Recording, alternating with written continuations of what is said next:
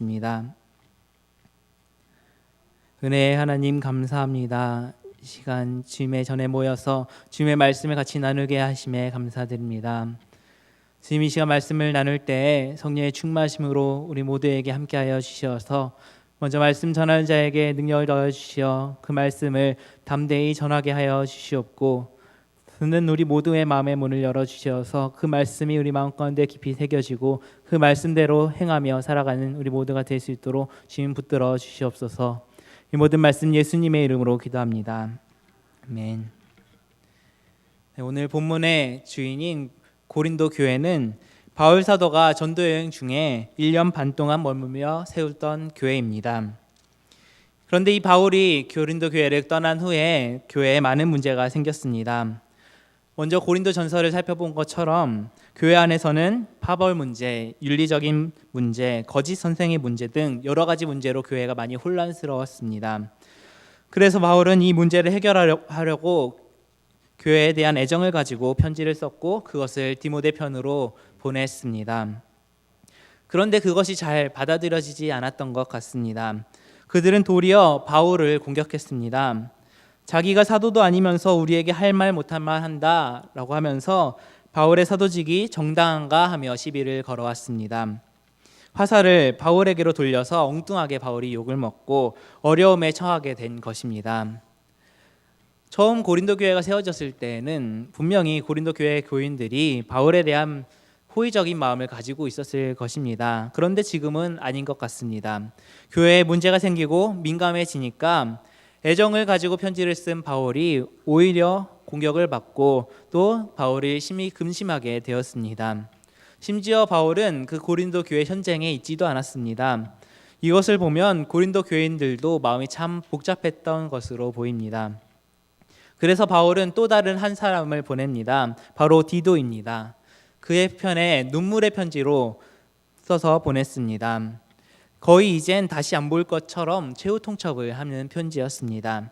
이런 눈물 어린 편지에 자기가 하고 싶은 말을 다 써서 디도를 통해서 보냈습니다. 이때 바울의 심정은 2장 4절에 나옵니다. 이것을 세번역 성경으로 읽겠습니다. 나는 몹시 괴로워하며 걱정하는 마음으로 많은 눈물을 흘리면서 여러분에게 그 편지를 썼습니다. 그러나 그것은 여러분을 마음 아프게 하려고 한 것이 아니라 여러분을 내가 얼마나 극진히 사랑하고 있는지를 알려주려고 한 것이었습니다. 이 편지를 받은 고린도 교인들은 다행스럽게도 그 편지를 감사하게 받았습니다. 디도도 중간 역할을 잘 했던 것 같습니다. 이렇게 교회의 문제가 잘 해결되자 그 기쁜 소식을 가지고 다시 디도가 바울에게로 돌아왔습니다. 7장 7절을 세번역 성경을 읽겠습니다. 그가 돌아온 것으로만이 아니라 그가 여러분에게서 받은 위로로 우리는 위로를 받았습니다. 여러분이 나를 그리워하고 내게 잘못한 일을 뉘우치고 또 나를 열렬히 변호한다는 소식을 그가 전해줄 때에 나는 더욱더 기뻐하였습니다. 이런 바울의 눈물 어린 편지도 훌륭하였고 디도의 중간 역할도 훌륭했습니다. 디도가 바울의 뜻을 잘 전달했던 것입니다. 그러면서 고린도 교회 사람들의 처지도 잘 이해해 주었던 것으로 보입니다. 오늘 본문은 마치 아직 그런 문제가 해결되기 전에 바울 사도가 고린도 교회에 보내는 편지일 것 같습니다. 여러분, 사람 관계에서 생기는 유감을 어떻게 푸시나요? 미움이나 심한 경우 원한도 있지요. 대개는 그런 관계를 해결하지 못하면 차라리 잊어버리고 살자라고 하지만 사실은 잊혀지지 않고 늘 마음 한구석에 남아 있어서 가끔씩 그것이 불쑥 튀어나와서 자신을 괴롭게 합니다. 심지어는 그것이 너무 심해지면 심리치료를 받아야 할 지경에 이릅니다. 저도 학교 다닐 때 아주 친하게 지내던 동기 형으로부터 이 소논문을 표절당한 사건으로 인해서 똑같이 F학점을 받은 일로 인해 너무 마음이 괴로워서 3달간 심리치료를 받은 적이 있습니다. 아무리 생각해도 억울하고 미운 감정이 없어지지가 않고 용서도 잘 안 되고 계속 괴롭기만 하기 때문이었습니다. 그런데 사실 우리는 주로 내가 당한 일만 잘 생각하지만 기억하지 못할 뿐 내가 남에게 해를 끼친 일도 많습니다. 어떤 연구에서 자신이 당한 것은 정말 잘 기억하면서 자신이 가해야 할 일은 잘 기억하지 못한다는 결과가 나왔습니다.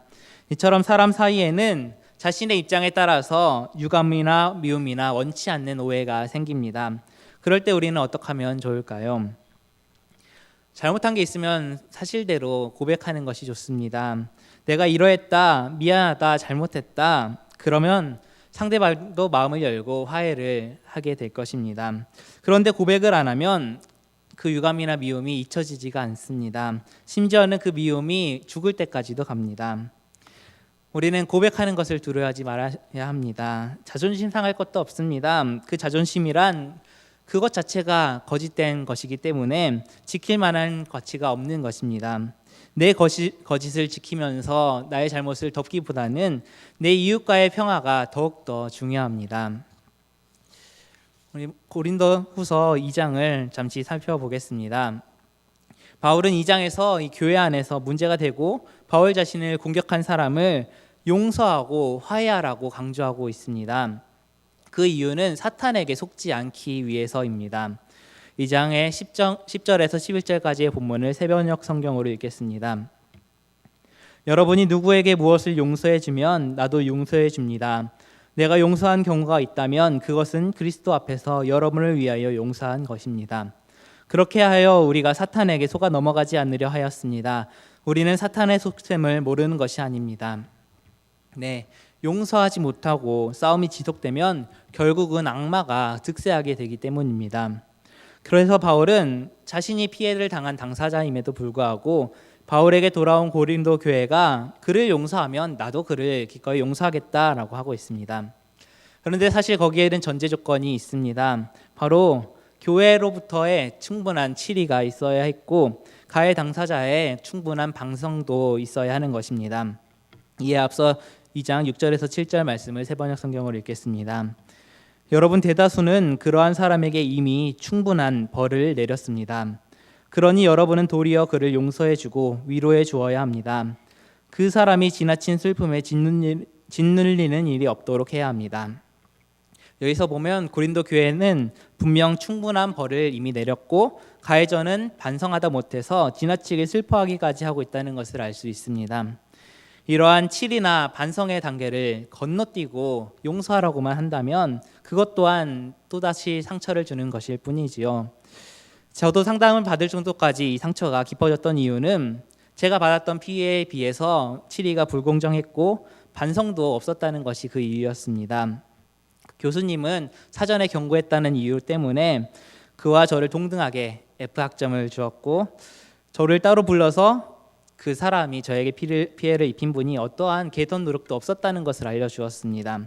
그러면서 이 목회 현장에 가면 더 심한 사람도 만날 수 있으니까 미리 훈련하는 것이라며 그 사람을 용서하라고 하셨습니다. 물론 이것은 저를 위로한다고 하시는 말씀이었지만 그리고 무슨 뜻인지는 알겠지만 너무 서투른 방법이었습니다. 오히려 그러한 서투른 방법이 더 큰 상처를 주게 된 것입니다. 그런데 오늘날도 보면은 종종 보면 이 2장의 6절과 7절의 충분한 치리와 충분한 반성의 두 단계는 건너뛰고 11절만 강조하는 것을 볼 수가 있습니다. 바로 제대로 된 치리나 제대로 된 반성 없이 무작정 용서를 강요하며 또 치리를 요구하는 자를 사탄의 세력이라고까지 말을 하는 것입니다. 이에 대해 동서냉전 시대에 활동했던 신학자 중에 하나인 칼 바르트는 화해 신학을 펼치면서 이 죄책에 대한 책임을 묻는 것은 물론이고 그것에 그치지 않고 충분한 반성이 있어야 희망이 있다고 말했습니다. 이제 오늘 본문으로 돌아와서 6장 11절부터 13절까지의 말씀을 새번역으로 보겠습니다. 고린도 사람 여러분, 우리는 여러분에게 숨김없이 말했습니다. 우리는 마음을 넓혀 놓았습니다. 우리가 여러분을 옹졸하게 만드는 것이 아니라 여러분의 마음이 옹졸한 것입니다. 나는 자녀들을 타이르듯이 말합니다. 보답하는 셈으로 여러분도 마음을 넓히십시오. 네, 이 말씀으로 보면은 앞서 살펴보았던 2장의 분위기와는 사뭇 다르게 아직도 고린도 교회와 바울이 불편한 관계가 있었다는 것을 알 수 있습니다. 아직 거짓 사도들의 문제가 해결되지 않았고 그들로 인해서 고린도 교회가 바울을 향한 마음이 닫히게 된 것입니다. 거짓 사도들의 가르침은 무엇인가요? 바로 잘못된 복음 그리고 율법주의입니다. 율법을 지켜야 만사 형통한다는 것이죠. 그런 사람들에게 죄를 알려주고 또 오직 예수 그리스도의 십자가를 말해주는 것은 불편했을 것입니다. 바울은 사도로서 자신을 하나님의 일꾼이라고 칭합니다. 1절과 4절에 우리가 하나님과 함께 일하는 자로서 너희를 권하노니, 그리고 오직 모든 일에 하나님의 일꾼으로 자천하여 라고 자신을 지칭하고 있습니다. 이러한 하나님의 일꾼이 하는 일은 무엇인가요? 이것은 본문 앞부분인 5장에 나타나 있습니다. 5장 17절 18절 말씀입니다. 그런즉 누구든지 그리스도 안에 있으면 새로운 피조물이라. 이전 것은 지나갔으니 보라 새 것이 되었도다. 모든 것이 하나님께로서 나왔으며 그가 그리스도로 말미암아 우리를 자기와 화목하게 하시고 또 우리에게 화목하게 하는 직분을 주셨으니. 아멘. 네, 우리 그리스도를 통해서, 예수님을 통하여서 하나님과의 멀어진, 죄로 인해서 하나님과 멀어진 관계가 회복되게 된 우리에게 주어진 직분이 바로 이 화해의 직분입니다. 그리스도의 죽음과 부활을 통하여서 나에게 허락된 하나님과의 관계의 회복을 감격하며 감사하며 이제는 세상이 하나님과 화해하도록 하는 존재로 살아가는 것이 우리의 목적입니다. 이어서 본문 6장 1절 2절 말씀입니다. 우리가 하나님과 함께 일하는 자로서 너희를 권하노니 하나님의 은혜를 헛되이 받지 말라. 이르시되 내가 은혜 베풀 때에 너에게 듣고 구원의 날에 너를 도왔다 하셨으니 보라 지금은 은혜 받을 만한 때요 보라 지금은 구원의 날이로다. 아멘. 네, 이처럼 우리는 구원의 은혜를 받은 자로서 하나님의 은혜를 헛되이 받지 않도록 주의해야 합니다. 은혜를 받은 자로서 화해의 직분을 감당하기 위해서 모든 일에 조심스럽게 처신합니다. 바울은 이렇게 고백합니다. 3절 4절 말씀입니다. 우리가 이 직분이 비방을 받지 않게 하려고 무엇에든지 아무에게도 거리끼지 않게 하고 오직 모든 일에 하나님의 일꾼으로 자천하여. 아멘. 네, 하나님의 일꾼으로 이렇게 조심스럽게 처신하는 구체적인 삶의 내용은 무엇이었을까요? 그런데 계속해서 이어지는 말씀을 보면 그 내용이 온통 순환당하는 내용이라는 것을 볼 수 있습니다. 우리는 많이 견뎠다는 것이죠. 무엇을 견뎠나요? 바로 환난과 궁핍과 고난과 매맞음과 갇힘, 난동, 수고로움과 자지 못함과 먹지 못함을 견뎠다고 말하고 있습니다. 하나님의 일꾼답게 처신을 하는데 처신의 내용은 온통 말할 수 없는 고통의 내용들 뿐입니다. 처신의 내용이 품위가 있거나 고상하거나 교양이 있는 것이 아니라 또 어떤 재주가 있다거나 일을 잘 한다거나 말을 잘 한다거나 하는 것이 아닙니다. 그냥 무식하게 고생을 당한 것뿐입니다. 그것을 많이 견딘 것뿐이지요. 바로 이 화해의 직분이 비방을 받지 않게 위함이었습니다. 오히려 고난을 당할 때에 십자가의 화해의 복음이 더욱더 선명하게 드러나기 때문입니다. 바울이 겪은 고난은 사도행전에 잘 나옵니다. 바울은 가는 곳마다 유대인들이나 현지인들에게 또 기득권 세력들이나 권력자들에게 탄압을 받았습니다. 비시디아 안디옥에서는 유대 사람들이 회당에 참석한 그 성의 상류층들에게 그 부인들과 유력 인사들을 선동해서 바울을 내쫓았습니다. 이고니온에서는 유대인과 합세한 관리들이 바울을 돌로 쳐 죽이려고 해서 간신히 피합니다. 빌립보에 이르러서는 관리들에게 옷을 찢기우고 매질도 많이 당하고 깊은 감옥에 갇힙니다. 또 데살로니가에 이르러서는 유대인들이 불량배를 동원해서 난동을 부립니다. 베레아에서도 난동을 부립니다. 고린도에서는 재판정에 끌려갑니다. 에베소에서도 이 바울 때문에 돈벌이를 잃은 신전의 우상을 깎는 장인들이 바울 일행을 성토하는 등 큰 소동이 벌어졌습니다. 이렇게 바울이 가는 곳곳마다 바울은 모욕을 당하고 몰매를 받고 재판을 당하고 간신히 몸을 피하면서 온갖 고생을 하고 그렇지 못하면 옥에 갇혔습니다. 바울이 어떤 영광을 받았거나 어떤 호사를 누리거나 어떤 환대를 받았다는 말은 전혀 없었습니다. 이런 일만 겪으면서 어떻게 사도직을 수행할까 할 정도로 한숨이 나오는 상황이었습니다. 인간적인 관점으로 보면은 참으로 불행해 보이는 바울이지만 바울에게는 이 모든 환난을 견디게 해주는 다른 힘이 있었습니다. 바로 하나님의 은혜입니다. 하나님의 구원의 은혜는 그것을 받아들이는 사람들에게 계속해서 작용을 하게 합니다. 인간이 가장 쉽게 망각하는 것 중에 하나가 바로 이런 하나님께 받은 은혜, 하나님께 받은 축복입니다. 특별한 은사와 여러 가지 능력으로 하나님께 귀히 쓰임을 받은 사람이지만 타락하는 것을 보면 이것을 우리에게 보여줍니다. 바울이 선한 싸움을 싸우고 달려갈 길을 마치며 믿음을 잘 지킬 수 있었던 이유는 항상 이런 하나님에 대한 은혜를 감격 속에서 간직하며 살았기 때문입니다. 수많은 하나님의 은혜를 받았으면서도 그것을 멸시하는 자들은 어리석은 사람으로서 하나님의 진노를 받을 수밖에 없습니다. 그러나 바울은 깨끗함과 지식과 오래 참음과 자비함과 성령의 감화와 거짓이 없는 사랑과 진리의 말씀과 하나님의 능력으로 이 일을 한다고 고백합니다. 하나님의 은혜를 헛되이 받지 않는 자에게는 고난 가운데에서도 이러한 능력이 발휘되는 것입니다. 바울은 하나님께서 주시는 은혜로 감동으로 잘 참고 견뎠습니다. 자신을 잘 지켰습니다. 바울은 자신을 지키는 비결을 9가지 기막힌 대조법으로 고백합니다. 8절부터 10절까지의 말씀입니다. 영광과 욕됨으로 그러했으며 악한 이름과 아름다운 이름으로 그러했느니라. 우리는 속이는 자 같으나 참되고 무명한 자 같으나 유명한 자요 죽은 자 같으나 보라 우리가 살아있고 징계를 받은 자 같으나 죽임을 당하지 아니하고 근심하는 자 같으나 항상 기뻐하고 가난한 자 같으나 많은 사람을 부유하게 하고 아무것도 없는 자 같으나 모든 것을 가진 자로다. 네. 바울은 욕을 먹고 무시를 당하고 이렇게 죽은 듯이 지내고 근심 가운데 쌓여 있고 가난에 처하며 아무것도 없는 사람처럼 지냈습니다. 그리고 16절에 보면 강교한 속임수로 여러분을 사로잡았다고 하는 사람들이 있다라고 합니다. 이 말씀처럼 바울은 사기꾼처럼 취급을 받기도 했습니다. 그러나 그렇게 보는 사람이 있다는 것이지 바울 자체가 정말 사기꾼 같은 사람은 아니었습니다. 바울만큼 진실한 사람이 어디 있나요? 이 말씀에서 보듯이 사람이 하는 일에는 다 양면성이 있습니다. 우리가 모두 다 같은 눈으로 사람을 바라본다고 생각하지만 정반대로 보는 사람도 있습니다. 예수님도 모두에게 받아들여진 것은 아닙니다. 예수님께서는 사람의 병을 고쳐주시고 귀신을 내어 쫓아주셨는데도 불구하고 사람들로부터 비난을 당하고 급기야는 십자가에서 엄청난 고난 가운데 죽으시고 부활하셨습니다. 누구는 이처럼 이름 없는 사람으로 보지만 진가를 아는 사람에게는 예수님만큼 그리고 바울만큼 귀한 이름이 없습니다. 아무것도 가진 것 없는 것 같은 사람이지만 모든 것을 가진 사람입니다.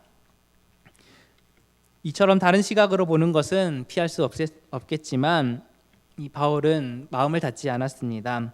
예수님도 원수를 사랑하셨던 것처럼 바울은 그런 넓은 마음을 가졌습니다. 바울은 죽이기도 하시며 살리기도 하시며 가난하게도 하시고 부하게도 하시며 낮추기도 하시고 높이기도 하시며 빈궁한 자를 거름더미에서 올려 영광의 자리에 앉게도 하시는 분이 하나님이시라는 한나의 노래를 모를 리 없었습니다. 그런 바울에게 하나님께서 자기를 기뻐하며 자기 안에 거하신다는 은혜를 상기하며 붙들고 있는 것은 온갖 이런 삶의 파도를 넘을 수 있는 힘의 근원이었습니다. 그래서 마지막 11절부터 13절은 고린도 교인들에게 자신의 간절한 요청을 바치는 것이었습니다. 세번역 성경으로 읽겠습니다. 고린도 사람 여러분, 우리는 여러분에게 숨김없이 말하였습니다. 우리는 마음을 넓혀 놓았습니다. 그러니 고린도 교회 여러분, 보답하는 마음으로 여러분도 마음을 넓히십시오. 바울 자신이 이렇게 마음을 넓혀서 이렇게 속을 다 열어보았으니 당신들도 옹졸함을 버리고 마음을 넓혀서 나를 더 용납해 달라는 호소입니다. 바울은 자신의 사도직의 정당성이나 일에 대해서는 누구도 견딜만하지 못하는 업적이 있지만 자신이 그런 위치에 대해서 목에 힘주는 모습은 없었습니다. 그저 교회가 안녕하며 또한 교인 한 사람이 주임 안에 있기를 소망하는 것입니다. 마음을 넓히자라는 말씀이 마음에 남습니다. 마음을 넓혀서 다른 시가 더 나은 눈으로 보는 훈련이 우리에게 필요합니다. 내 마음을 넓히지 못해서 다른 사람들을 시험에 들게 하고 스스로 마음을 상해하는 일이 얼마나 많나요? 또한 멀쩡한 사람을 좁은 마음으로 재단하기도 합니다. 하지만 우리 생각을 조금만 달리해도 마음을 조금만 넓혀도 훨씬 자유하며 그 전에 몰랐던 세계를 경험할 수 있습니다. 이번에 평양 정상회담에서 많은 평화의 약속들이 오갔고 인상 깊은 장면들이 있었습니다. 그 중에 하나는 그동안 중국을 통해서만 가야만 했던 그 백두산을 우리 땅을 통해서 올라가고 두 정상이 함께 손을 들고 사진을 찍고 김정은이 사투를 하면서 사진을 찍더라고요. 그리고 또 하나는 이동하면서 영부인들이 서로 팔짱을 끼면서 친밀하게 다니는 모습이었습니다. 다른 나라 정상들이나 다른 나라 영부인들에게서는 전혀 생각도 못하는 장면들이죠. 우리가 한 민족이기 때문에 가능한 소소한 기쁨의 장면이었습니다. 별거 아닌 것 같은데 보기에 흐뭇했습니다. 이것을 보면 그동안은 왜 이렇게 하지 못했나 싶었습니다. 이 마음이 좁았던 탓에 많은 것들을 재단하며 대화의 문을 닫았던 것이죠. 그런데 마음의 문을 조금 넓혔을 뿐인데 이 서로에 대한 오해와 악감정이 조금씩 풀리고 이 수년 동안 수십 년 동안 쌓아왔던 적대감이 갑자기 풀리는 것 같습니다. 아직 여전히 불신과 불안함이 여전히 남아있지만 이 부족한 것들을 앞으로 계속 보완하고 채워나가면 됩니다. 이처럼 우리가 마음을 좁히면은 서로 수년 동안 수십 년 동안 괴롭게 하지만 마음을 넓히면 갑자기라도 평화가 다가오는 것입니다. 그것처럼 훨씬 넓은 세계를 자유롭게 경험할 수 있는 것입니다. 이제 바울은 넓은 마음을 갖고 서로를 이해하라고 부탁하고 있습니다.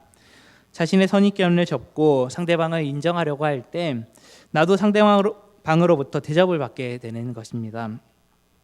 제가 아까 동기로부터 표절당했던 논문의 주제는 사실 요셉과 형들의 화해였습니다.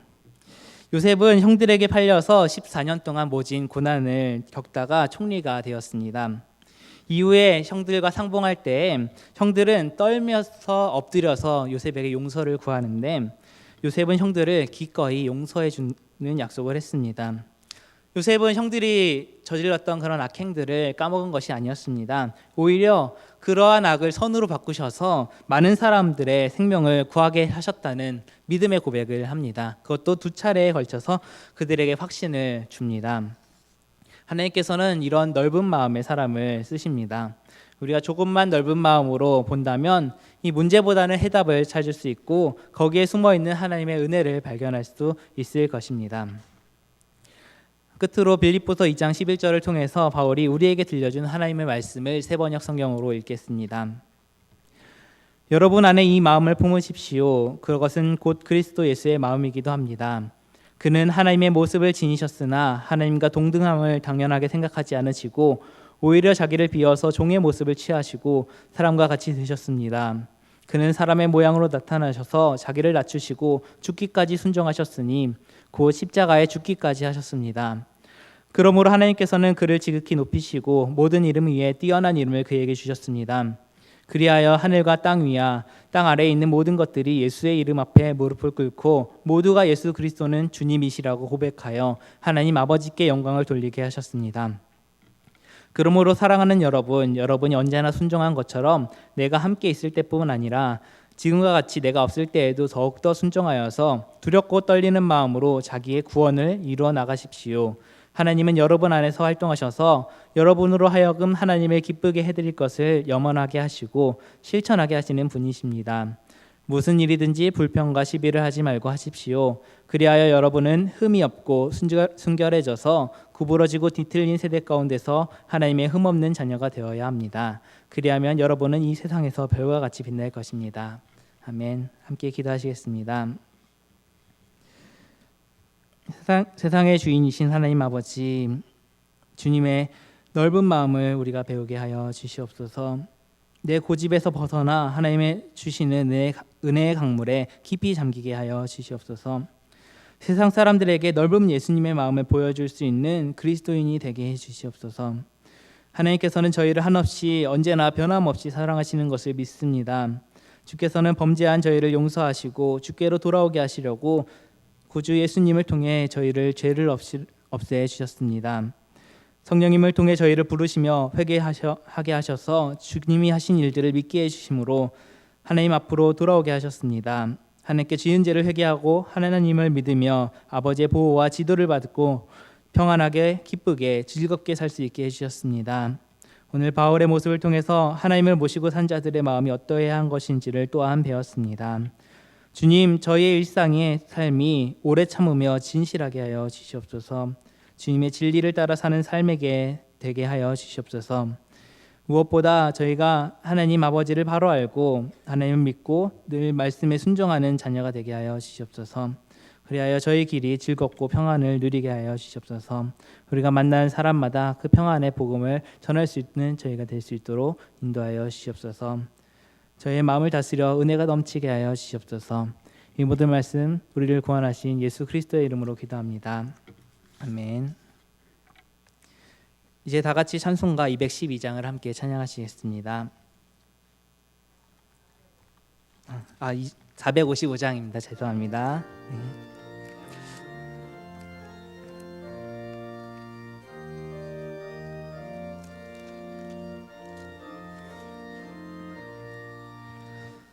주님의 마음을 본받는 자, 그 마음의 평강이